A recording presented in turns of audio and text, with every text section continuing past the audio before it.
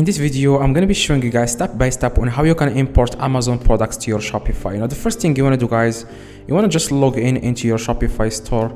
And after that, you want to download an app that will help you do that. Okay, it will help you import products from Amazon to your Shopify. Now, the first thing you want to do, guys, you want to click on apps. Okay, you want to click on apps or add apps or anything that says apps there in the left. Okay.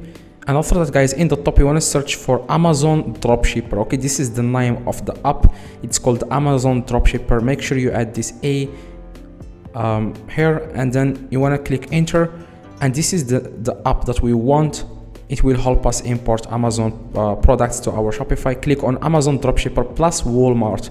I know that, guys, we don't want to import products from Walmart, but this is just the name of the app. Okay, click on the app. And then click on add app. Next thing, it will take you to this page. You want to click on, as you can see, install app in the top right.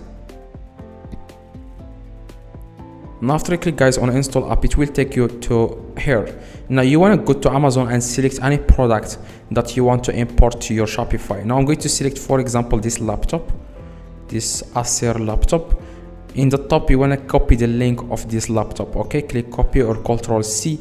And then go back to the Amazon Dropshipper plus Walmart, and then click Ctrl V, paste the link here or paste it using your mouse, and then click on get product. Okay, and after you click on get product, it will show you the product, and now you can change anything before you push it to your Shopify. So for example, you can change products here, you can change images, you can change the description. If you don't like the description from Amazon, you can change it.